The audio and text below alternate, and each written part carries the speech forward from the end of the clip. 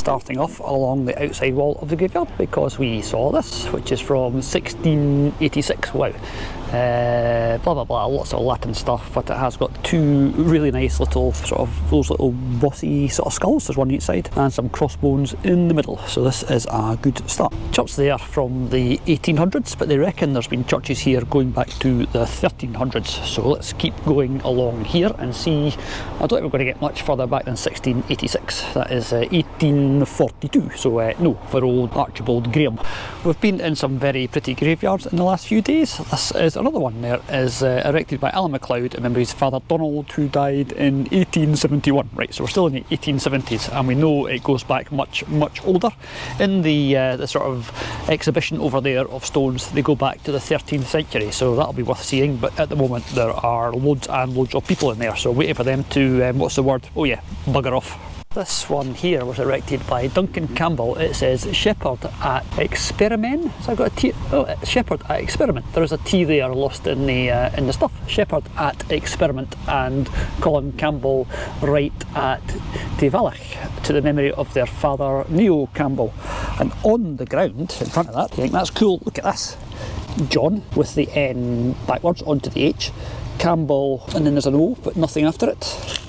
The family of, now look, what did I say? Arkинles, and Mary, I can see Mdlor. This is his spouse.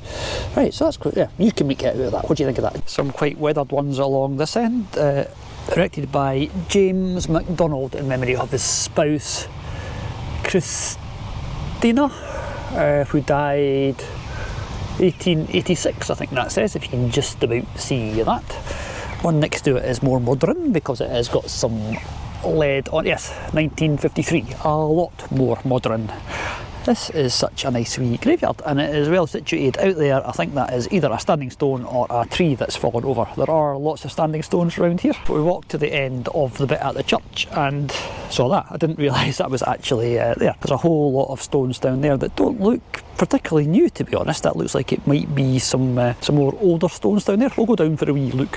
What I haven't seen at the gate is a sign that says here there are Commonwealth war graves, so we're not going to find any of those today, but I'm sure you won't hold that against me. I'm sure there's still lots of interesting things to see. People are getting back on their wee bus. Disappointingly, there's not somebody at the front holding up an umbrella, because we always like that, but no, it's they're just getting back on their bus and heading off somewhere else, wherever is next on their itinerary. A big tabletop tombstone that says erected by Margaret Cumming, relict, which is widow of the deceased John Buchanan, Pipe Major of the 42nd Highland Light Infantry. Okay, and he died in 1846, I think that says. I'm going to say 1846. If you think it's not, then let me know, but I think that says 1846. And then behind that, the good Pipe Major, there is memory of E. Campbell, who died in 1950, and also his wife, who died in 1965. That looks much older than that. That's quite interesting. Right, what's this big one lying on the ground over here? This is sacred to the memory of Peter McFarlane, who was a tradesman. Does that say? I think that, yeah, I think that's what it says. And he died in 1850 something, or 18 something, can't really tell. Next to him is somebody from Anno 1818. And over here is John McPhail, who is clearly a man of few words or too tight to pay to get anything else put on his headstone. And next to John McPhail is the grave of Archibald McPhail, who died in the year 1850. Obviously related to old John down there.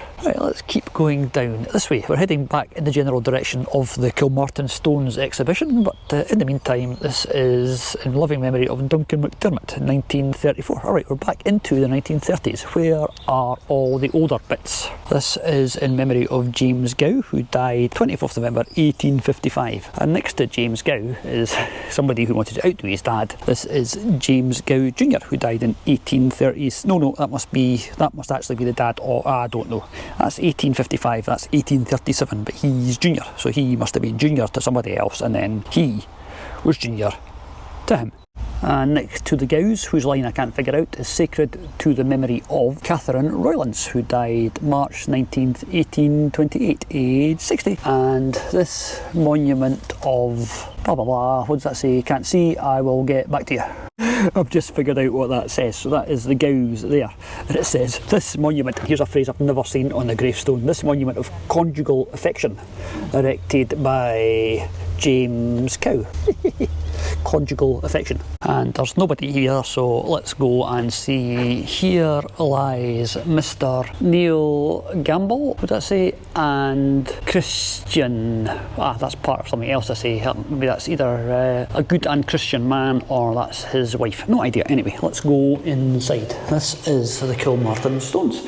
And these, as I said, go back to the 13th century and up to the 18th century. I'm already very impressed. Look at him. Wow, that is an impressive chap. And that says Mr. I don't know, can't really see it. I was doing so well until I couldn't see what it actually says. So this wee chapel-y bit is now got these stones in it. I wonder if the original inhabitant is still under there. That's an interesting thought, isn't it? If the guy who was actually originally buried here, or the family, are still here. No idea. These two have got broadswords on them. That stone is about 5 feet tall and it's got a sword. And that one is about the same height as me, also with a sword. Lots of sort of Pictish type designs and Celtic knotwork and stuff. That one's got it all going on. It's got a sword and the Celtic bits. Iain, Caimbeul. Iain Campbell. And it looks like that has been added to a much earlier stone, looking at the state of the rest of it. Finally, we've got this one that looks like it might have had some text on it at some point, but that is gone. And over here, DC 1712, with lots of, not seen that before, that's an interesting design. It's also on the one next to it, so it must be a thing. And that one there is 1707. They say on the sign in there's a lot more interesting stuff in the church, but the church is presently, as far as I can see, closed. No, in fact, very closed and padlocked and stuff. But let's keep going around here. That's getting across to the newer bit. Those are actually some very new tombs down there. This is erected even by Archibald Jackson in memory of his daughters Jessie Campbell Jackson, who died 26 October 1860, aged 19, and Mary Jackson, who died at Lochilhead, January 1852, aged 29. So they did not bad, considering how young other people may have died at that time. It's another picture perfect sort of day. I keep saying that. I've been using the phrase picture perfect quite a lot since we've been up here. It's September in Scotland. We were not expecting the weather to be like this, and the weather is very much like this. I'm thinking these are probably some of the oldest ones. Let's see if we can see anything on them that is like a date. Nope, that has got the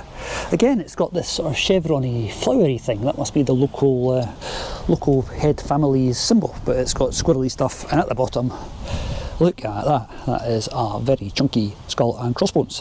And from over here you can see the skull and crossbones on that one, and next to it there's another very chunky skull and crossbones. Down here, guess what? It's another very chunky skull and crossbones, and next to that, go on, guess. Chunky skull and crossbones. So all these 4 tombstones have got the skull and the crossbones and the scroll that may have said Memento Mori, and then the family crest. The same for 4. That's really quite interesting. And in the little cage bit next to it, there is it's more of the same. It's got skull, crossbones, the bit across the top might have said Memento Mori, they usually do, and then the crest. And at the very top of that, there's still sort of vestiges of writing, but long gone. Oh, actually, that one next to it is different. That has got the skull at the top, and then I don't know. Have to go for a look.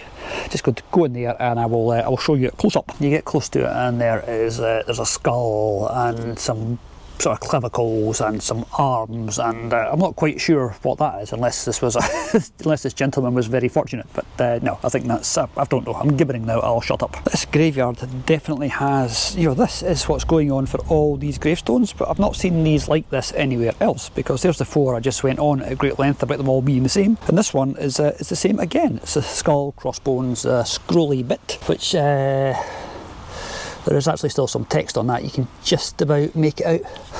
It'll probably say Memento Mori, I would think. And then there's the family crest that's got a bull's head, it looks like, and that flower thing, and a ship, and that one there, I don't know. I was doing so well. 3 out of 4 ain't bad, as Meatloaf almost said. There's a bit down here that is like decked off, so let's go and have a look at that. Down past Donald McPhee.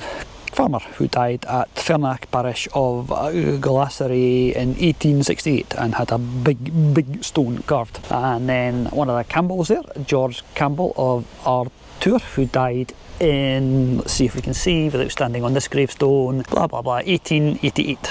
And then this one is quite well worn. It's got oh right, I'm sidetracked now because I've just looked up and seen what the decking is around. Get a load of these. Wow, that is just, this place is amazing. These are museum pieces. These ones are in the outside because they're oh, I don't know, they're just not as important as the bits that are in there.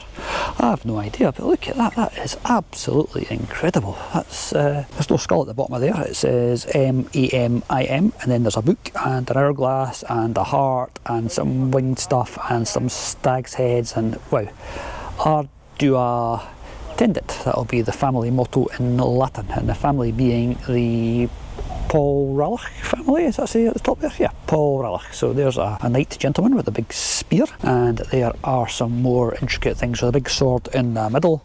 Oh, and down there, that looks like the things that you used to shear sheep, or possibly what barbers used back in the day to shave beards. I'm not entirely sure, but that's definitely what that is today. That would be a sheep shearing thing. It may not have been. It may just be a very old design, because I've got no idea how old that stone actually is. There's no sort of dating stuff. Man in armour implies like 14th, 15th century possibly. No idea. And I've just walked away from those stones we were just looking at and turned around and looked over my shoulder, and there is a sign. So let's go and see what it says on the sign. It says, on the sign even, it says Poltalloch Enclosure. The 7 carved grave slabs include effigies of medieval warriors and 2 tombstones from the 1600s. So I wasn't far off then. But all but one were reused and inscribed with the name Poltalloch. This is probably done after the Malcolms of Poltalloch bought the estate in 1827. So the first stones down here are from the 1970s. That is the bit we were just in up there with that church. And I'm just wandering across here because there are no war graves here as far as I know. There's no sign on the gate and I haven't seen any, but this is the next best thing. His son's Donald. Whose sons would that be? Hugh McLaughlin's sons. Donald, who died in 1908, aged 17, and Captain James Mingus McLaughlin, MC Military Cross. Killed in action at Ypres in France, 22nd of December 1917. He nobly lived and bravely died. We assume he bravely died. I think if I'd been there, I wouldn't have bravely died, I would have bravely ran away. Another war grave that isn't a war grave. He might not even be buried here actually, he might be buried where he fell. But this is in memory of Private Alistair Fraser, fell in action at Vimy Ridge in 1917. Vimy, a place that is almost sacred for the Canadians. That was where the Canadian Army finally took the ridge at Vimy. That is the burial place of Campbell of Duntroon, but his stone has got nothing written on it, but he has got a nice plaque and a wee fence around it, so he must have been quite important. And on the side of this one next to it, we'll not look through the gap in case there's anything eek in there. There's the sort of remains of carvings around the outside, as well as no doubt once upon a time carvings on the top. This is a really cool wee cemetery, and there's another look at the church. Yeah, liking it here quite a lot, and this weather is definitely helping. And one busload has just gone, another busload has just arrived. It's a very popular place. That's quite cool. Noticed that on the way in. It is names on the arch. That's the First World War Memorial.